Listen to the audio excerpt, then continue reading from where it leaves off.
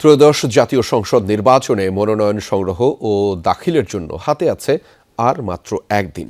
তাই শেষ মুহূর্তে মনোনয়নপত্র হাতে ছোটাছুটি বেড়েছে প্রার্থীদের। নির্বাচন কমিশনের তথ্য মতে রবিবার পর্যন্ত সারা দেশে মনোনয়নপত্র সংগ্রহ করেছেন ২,৭৮০ জন। জমা দিয়েছেন ৩১ জন। ৬১টি দল ও স্বতন্ত্র প্রার্থীরা জমা দিচ্ছেন মনোনয়নপত্র। নিয়ম মতো ১৪টি বিষয়ের কাগজপত্র জমা দিতে হবে। তাই শেষ মুহূর্তে ডিসি অফিস, নির্বাচন কমিশন এবং বিভাগীয় কমিশনারের কার্যালয়ে ভিড় করছেন প্রার্থী ও সমর্থকরা। রেইনবো অলরাউন্ডার এক্সটেরিয়র পেইন্ট বাড়ির বাহিরের দেয়ালের সুরক্ষা নিয়ে থাকুন নিশ্চিন্ত। সাথে পাচ্ছেন ১০ বছরের ওয়ারেন্টি। ত্রয়োদশ জাতীয় সংসদ নির্বাচনে মনোনয়নপত্র জমার শেষ দিন ২৯ ডিসেম্বর। এর মাধ্যমে শেষ হবে বহু কাঙ্ক্ষিত এই নির্বাচনী প্রক্রিয়ার প্রথম ধাপ। তাই রোববার শেষ মুহূর্তে মনোনয়ন ফরম জমা ও উত্তোলনে ভীষণ ব্যস্ত সময় পার করেছেন প্রার্থীরা। ঢাকার ২০টি আসনের মধ্যে ১৩টি এই বিভাগীয় কমিশনারের কার্যালয়ের আওতায়। সকাল থেকে তাই মনোনয়ন ফর্ম হাতে ভিড় করতে থাকেন প্রার্থীরা। এদিন বিএনপির ভারপ্রাপ্ত চেয়ারম্যান তারেক রহমানের হয়ে ঢাকা ১৭ আসন থেকে মনোনয়ন ফর্ম তোলেন বিএনপি চেয়ারপারসনের একান্ত সচিব। ভারপ্রাপ্ত চেয়ারম্যান মহোদয়ের পক্ষ থেকে বিভাগীয় কমিশনার মহোদয় এবং তার যারা কর্মকর্তা আছেন তাদেরকে কৃতজ্ঞতা জানাচ্ছি।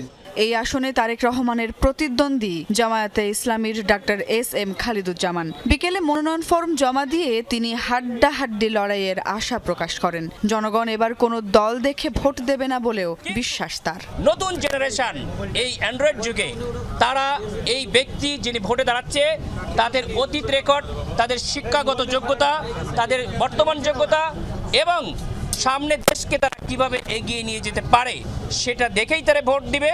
এদিন সকাল থেকে বিএনপির একাধিক প্রার্থী মনোনয়ন ফরম জমা দিতে আসেন। সুষ্ঠু ও প্রতিদ্বন্দ্বিতামূলক নির্বাচনের আশা ব্যক্ত করেন তারা। জনগণকে যে কোনো মূল্যে ভোটাধিকার প্রয়োগের আহ্বানও জানান। এই নির্বাচনটা তারা আপনার নস্যাৎ করতে চায়, গণতন্ত্রের উত্তরণ চায় না, এই শক্তি সক্রিয় আছে। বিএনপি এদেশের সাধারণ মানুষকে সাথে নিয়ে ঐক্যবদ্ধভাবে ইনশাল্লাহ আমরা একটি অবাধ, সুষ্ঠু, নিরপেক্ষ নির্বাচনের মাধ্যমে জনগণের সরকার প্রতিষ্ঠা করব ইনশাল্লাহ।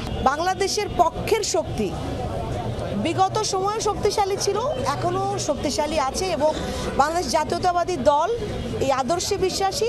আমি যদি অপকর্ম করি আমাকে যাতে জবাবদিহিতার আওতায় আসতে হয়, সেটা আইনিভাবেও এবং ব্যালটের মাধ্যমেও।